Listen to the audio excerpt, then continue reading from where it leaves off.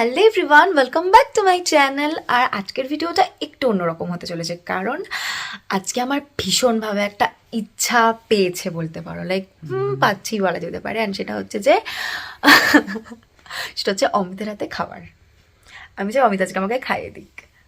তুই কি আমাকে খাইয়ে দিবি? দিয়ে দেবো বলেই তো এলাম। কি আছে মেনুতে? এই তো মাছের আচ্ছা, মাথা দিয়ে ডাল, ভাত, এটা পেঁয়াজ কলি ভাজা, এটা হচ্ছে যে এটা কি জানো, এটা ওই ভুলে মাছের যাচ্ছি, তেল, মাছের মাছের তেল। তেল পোটা। বেগুনিটা ভেজেছে দেখো মা কি বড় বড়। আর এটা হচ্ছে যে রুই মাছ ভাজা, ভাত তো দেখালাম। আর এটা হচ্ছে মাছের মাথার ডাল। আমি ওকে বললাম যে মা আজকে মাছের মাথার ডাল করছে, তুই তাহলে আয় দুপুরে লাঞ্চটা এখানে করবি। তারপর বললাম যে তুই যখন এসে তুই আজকে আমাকে খাইয়ে দিবি, কারণ অনেকদিন হয়ে গেছে তোমাকে খাইয়ে দিসনি, তো আজকে আমাকে খাইয়ে দেবে। খিদে পাচ্ছে খুব জোরে। কি আগে ভাজাটা দিয়ে খাবি? কতটা ভাজা নেবো দেখ, এতটা নি, এইটুকু না। এই জিনিসটাই করে খাওয়াতে গেলে, কতটাই নেবো কতটা ও নেবো।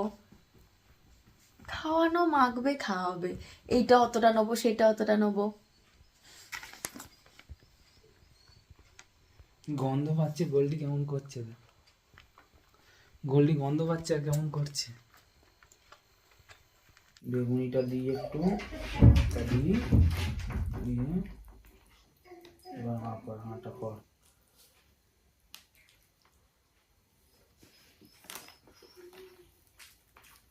ঠিক আছে, আমি তো খাচ্ছি।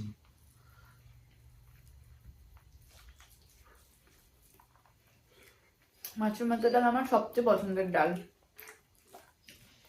আর হাতে বেগুনি, ডালটাও টেস্টি লাগছে, খাবারটাও টেস্টি লাগছে, কারণ ও খাই দিচ্ছে বলে। তাই তো, তুই জানিস তাই তো। হাতটা ধরতে হবে না তোকে, তুই হাতটা ধরে কি সাপোর্ট দিবি? গায়ে বলবো মনে হচ্ছে। কি আর? আমার এটাকে ঠিক করে দে, হেয়ারব্যান্ডটা এই সাইডটা। বাবা কেমন লাগছে? খাবো, খিদে পাচ্ছে। ডালটা ভালো হয়েছে কিন্তু, এই ডালের সাথে বেশ একটু ঝুড়ি ঝুড়ি আলু ভাজা হলে বেশ ভালো হতো কিন্তু। আরে শিব, আর ওই হাতেটাকে ভাজা মনে করে ওকে। এই ভিডিওটা এই কারণে করা, কারণ আমি চেয়েছিলাম যে এই গুড মোমেন্টটা তোমাদের সাথে আমি শেয়ার করি, তার জন্যই। কারণ মানে অনেক রিলেশনশিপ মাছের মাথা থাকে। খাবো? না, তোর মাথা, তোর মাথা খাচ্ছে আর মাঝের মাথা কি ওখানে। আর এমন অনেক রিলেশন থাকে যারা নতুন হোক বা পুরোনো রিলেশন অনেকদিন হয়ে গেছে, যাই হোক, এই জিনিসগুলো কিন্তু থাকে না। বাট আমাদের মধ্যে কিন্তু 7 ইয়ার্স হয়ে গেছে, বাট স্টিল এখনো ও আমার মাথা খাচ্ছে। এখনো মানে এই যে ব্যাপারটা খাইয়ে দিচ্ছে, এই ব্যাপারটা এখনো আমাদের মধ্যে আছে। মানে আমার যখনই মাঝে মধ্যে মনে হয় যে না আমি তোর হাতে খাবো, কিন্তু এইসব আমাকে খাইয়ে দেয়। আর আমার শরীর খারাপ হলে তোর আলাদা কথা, তখন ও সব কিছুই আমার করে দেয়, ইচ অ্যান্ড এভরিথিং। তুমি আমার তো ভালো ভালো কথা বলছো। আমি কি আমার নামে ভালো ভালো কথা বলবো? আমার না, আমার বল।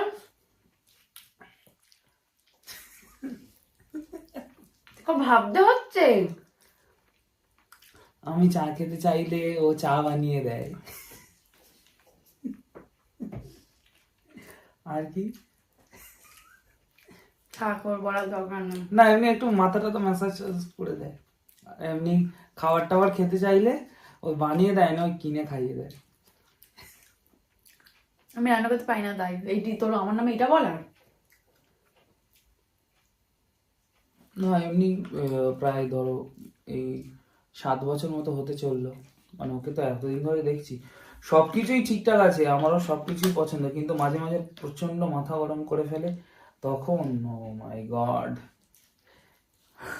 কোনোদিন সুযোগ হলে সেই ফ্রেজটাও দেখাবো।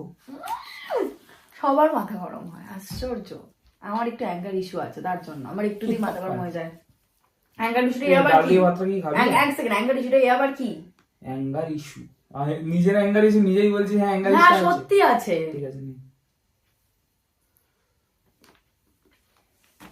কি করছিস? এতগুলো বেগুন কে খাবে? তুই খাবি। মামা আর একটা জায়গায় দুজনের ভাত দিয়ে গেছে, এটাই শেষ করতে পারবো না মনে হচ্ছে।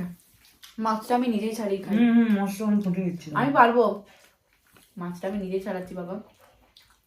আচ্ছা আমি কিন্তু দু হাতে মাছ ছাড়াই, কেউ কোনো বাজে কমেন্ট এসে করবে না আমাকে কিন্তু। আমি ছাড়িয়ে দিচ্ছি, কাঁটা আছে এখনো। আমি কাঁটা আছে বলে নিজে ছাড়াবো। ভাত খাইয়ে দিই। আমি দু হাতে মাছ ছাড়াই ছোট থেকে, আমি আমার এক হাতে মাছ ছাড়ানো একদম অভ্যাস নেই। মাছটা ছাড়াতে পারবি তো? মাছ ছাড়িয়ে আমি তো খাই দিই, তোমাকে ভাত খাই দিই। তুই মাছ ছাড়িয়ে আমাকে খাইয়ে দিবি? মাছ আমাকে আমাকে করতে গেলে কাঁটা অত খুঁজতে হবে না। তারপর গালে মাছটা দিবি। সাইড লেগে গেছে এখানে।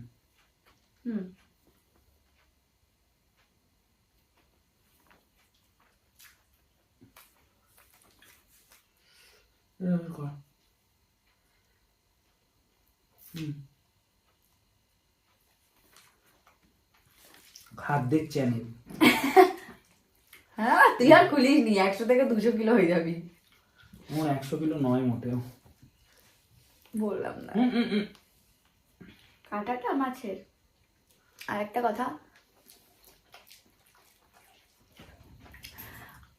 আমি কিন্তু নিজেকে ভীষণ লাকি মনে করি। এই যে খাইয়ে দিচ্ছে যদি এই কারণের জন্য না, কারণ এই যে খাইয়ে দিচ্ছে মানে এটাতে কিন্তু অন্য একটা জিনিস আছে। এটা না যে ও শুধু ক্যামেরার সামনে এসে আমাকে খাই দিচ্ছে, ক্যামেরার জন্যই আমাকে খাই দিচ্ছে, কিন্তু একদম না। ও এরকমই, মানে ও ক্যামেরায় যেটা দেখায়, আমি ক্যামেরায় যেটা দেখাই, আমরা দুজনেই কিন্তু ঠিক সেরকমই। তো এমন প্রচুর রিলেশনশিপ আছে যেখানে এই জিনিসগুলো হয় না। অনেকে বলে যে আমরা নাকি ক্যামেরার সামনে দেখাই, তুই সেটা কিছু নিয়ে বলবি যে আমরা ক্যামেরার সামনে নাকি আর ক্যামেরার সামনে তো দেখাচ্ছেই, ধরো এই কদিন হলো, ক বছর, কিন্তু আমরা তো গত পাস্ট 7 ইয়ার্স ধরে এই সেম জিনিসটাই করে আসছি। তখন দেখাতাম না, এখন দেখাচ্ছি। আর আমরা যদি আমাদের রিলেশনশিপটা কেমন তোমাদেরকে না দেখাই, মানে না বলি, তাহলে তোমরা বুঝবে কি করে? আমরা যদি নর্মাল দুজন মিলে থাকি, বসে থাকি এরকম, মানে জাস্ট ব্লগ বানিয়ে আপলোড করি, মানে নর্মাল কিছুই তাতে নেই, তাহলে তোমরা বুঝবে কি করে যে আমাদের রিলেশনশিপটা কতটা ডিপ বা কতটা কেমন, কি তোমরা জানবে কি করে তোমাদেরকে যদি না বোঝাই? তাই জন্য অ্যাজ আ ক্রিয়েটার আমরা রিয়েল লাইফে যে জিনিসটা করি সেই জিনিসটাই ক্যামেরার সামনে করি, আর সেখান থেকেই আমাদের শুনতে হয় যে এরম ভালোবাসা কদিন টিকবে, ক্যামেরার সামনে আছে, আর্টিফিশিয়াল জিনিস, এইসব জিনিসপত্র শুনতে হয় আমাদের। কিন্তু আমরা তো জানি যে এটাই আমাদের ন্যাচারাল। ও যেটা পারে, ও যেটা আছে সেটাও করে, আমি যেটা আমি সেটা করি। ঠিক আছে, খা না কিছু কিছু রিপ্লাই আমার খুব এরম এরম করে দেওয়ার জন্য রেসপন্সের দরকার নেই। ও হচ্ছে নেগেটিভ পিপল। তুই মাছটা নিজে কুটে খেতে পারবি। আর মানে একটা কথা বলতে হয় যে আমিও পল্লবীকে পেয়ে প্রচন্ড লাকি। মানে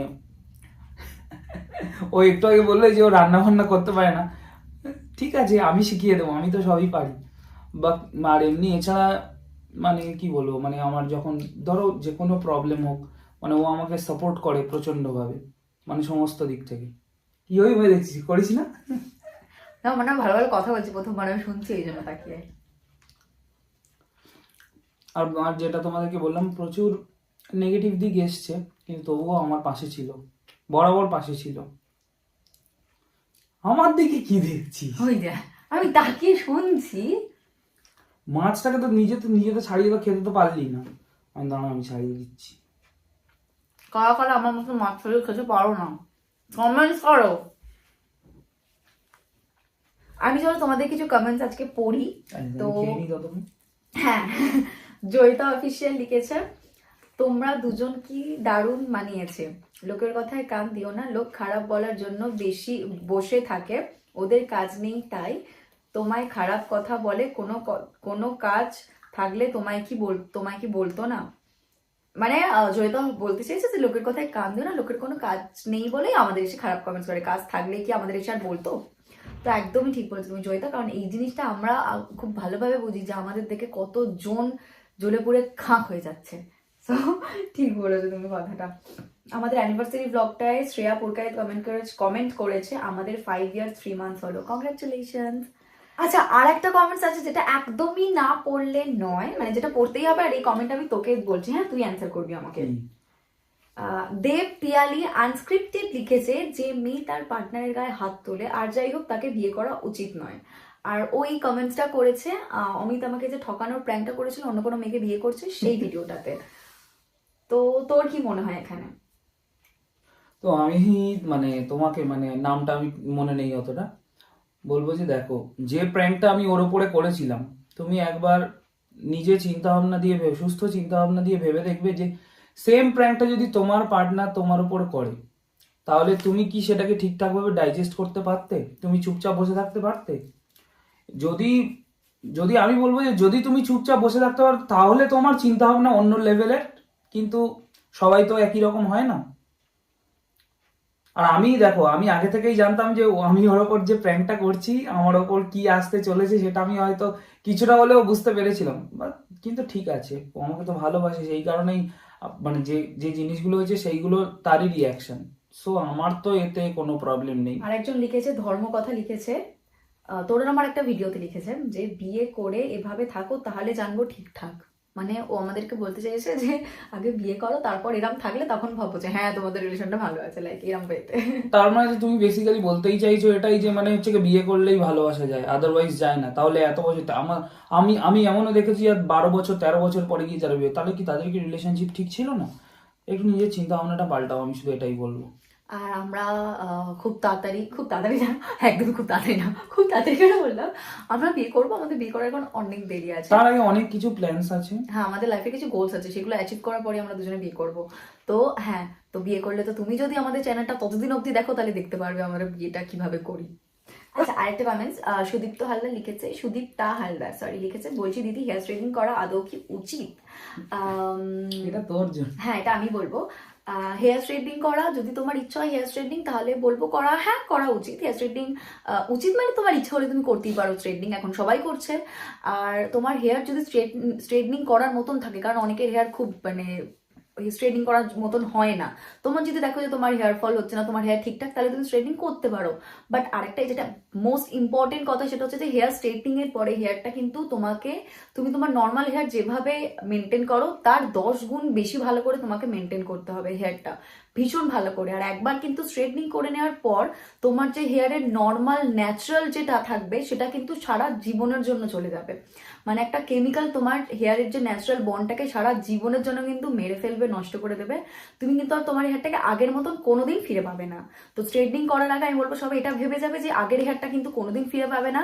উল্টো যদি কোনো খারাপ রিয়াকশন থাকে সেটা নেওয়ার মতন হয়ে ভেবে যাবে। কারণ এখন স্ট্রেটনিং করা, আমার তো স্ট্রেটনিং এর সাথে নিজের এক্সপিরিয়েন্স খুবই খারাপ, আর সেটা আমার নিজের জন্য না, সেটা আমার সেলন থেকে করেছিল বলে। বাট আমি একটা কথাই বলবো যে যদি ভালোভাবে মেনটেন করতে পারো স্ট্রেটনিং তাহলে করো, খরচা আছে কিন্তু স্ট্রেটনিং করার পরে, যদি তুমি জানো যে তুমি মেনটেন করতে পারবে তাহলে করো, আদারওয়াইজ একদম করো না, কারণ চুলের ন্যাচারাল বন্ড চলে যাবে যেটা কোনোদিন তোমার কিন্তু ফিরবে না, তুমি যতই ট্রিটমেন্ট করো। আর একজন বলেছে ইউজার যে আরো ভালো করে করো দিদি, যাদের জ্বলবে তাদের সারা জীবনই জ্বলবে, তুমি যত ভালো করো আর খারাপ করো তুমি চাইলে চালিয়ে যাও, আছি আমরা তোমার পাশে। Thank you so much. তোমরা এভাবেই ভালোবেসে যাও, এভাবেই পাশে থাকো, তাহলে হেটার্সটাও কম পড়ে যাবে। মানে ভালোবাসার মানুষ আমার এত আছে, আমার হেটার্সরা সত্যি তাদের কাছে অনেক কম। মানে তোমরা এভাবে ভালোবেসে যাও, আমাদের আর কিচ্ছু লাগবে না, শুধু ওটাই দরকার আমাদের। তোমরা জাস্ট এইভাবেই পাশে থাকো। এটাকে একটু তুলে দেন। আজকে তোমাদেরকে তোমাদের এই কটা কমেন্টস পড়লাম আমরা। তোমরা কিন্তু যদি চাও যে তোমাদের আরো অনেক কমেন্টস এর আমরা রিপ্লাই দিই, মানে আরো অনেক কমেন্টস পড়ি, তাহলে কিন্তু তোমরা এই ভিডিওর নিচে এসে কমেন্টস করতে পারো, তোমাদের যা বলার আছে তোমরা এখানে কমেন্টস করতে পারো, আমি রিপ্লাই করবো। অ্যান্ড অন্য কোনো ভিডিওতে তোমাদের কমেন্টস এর নামগুলো নেবো। তোমরা কে কি কমেন্টস করেছো? আর এমনি তো তো খুব তাড়াতাড়ি তো মানে 100K হতে চলেছে, তো আমরা চেষ্টা করবো একটা কিউএনএ রাখার, তাই তো? কিউএনএ রাখবি তো? হ্যাঁ। নাচিস কেন? পাগল হয়ে গেছিস নাকি? আমি একটা জিনিস ঠিক করেছি যে তোমরা মানে এই ভিডিওটাতে অনেক অনেক অনেক কমেন্টস করো সবাই এসে, আমার যখন 1 লাখ কমপ্লিট হবে তখন কিন্তু আমরা দুজন মিলে একটা একসাথে কিউএনএ নিয়ে আসবো, যেখানে তোমাদের সব অ্যান্সার, তোমার এখন আমার 95,000 অলরেডি হয়ে গেছে, আর জাস্ট একটু বাকি, একটু বাকি, কিছুদিনের মধ্যে কমপ্লিট হয়ে যাবে। তো তখন আমরা কিন্তু একটা দুজনে মিলে একসাথে বসে কিউএনএ নিয়ে আসবো। তো তাড়াতাড়ি করে এসে কমেন্টস করো। আর আমার তো খাওয়া হয়ে গেছে, দেখতে পাচ্ছি আমার খেতে ভালো লাগছে না, আমি এইটুকু নিয়ে কিন্তু খাই। তো চলো ও খেয়ে নিক, এই ভিডিওটাকে আর কিন্তু বড় করছি না, অলরেডি ভিডিওটা এত বড় হয়ে গেছে, তোমরা প্লিজ কাইন্ডলি ভিডিওটাকে দেখো, হ্যাঁ অনেক বড় হয়ে গেছে। তো চলো তোমাদের সাথে দেখা হচ্ছে নেক্সট ভিডিওতে। আর আমি নেক্সট ভিডিওতে খুব তাড়াতাড়ি তোমাদের জন্য সরস্বতী পুজোর একটা মেকআপ ভিডিও আনবো, একদম বাজেটের মধ্যে, যাতে আমার ছোট ছোট বোনগুলো একদম আন্ডার বাজেটে মেকআপ করে সরস্বতী পুজোয় কিন্তু বেরোতে পারে কম খরচের মধ্যে, একদমই। তো তাহলে চলো দেখা হচ্ছে নেক্সট ভিডিওতে। সবাই ভালো থেকো, সুস্থ থেকো, আর আমাদেরকে এভাবে ভালোবেসে যাও। যারা হেড করছো তারা আমাদেরকে প্লিজ এভাবে হেড করে যাও। এ বাবা, এইটা হাতে সব করবো না, চলো টাটা, টাটা কর।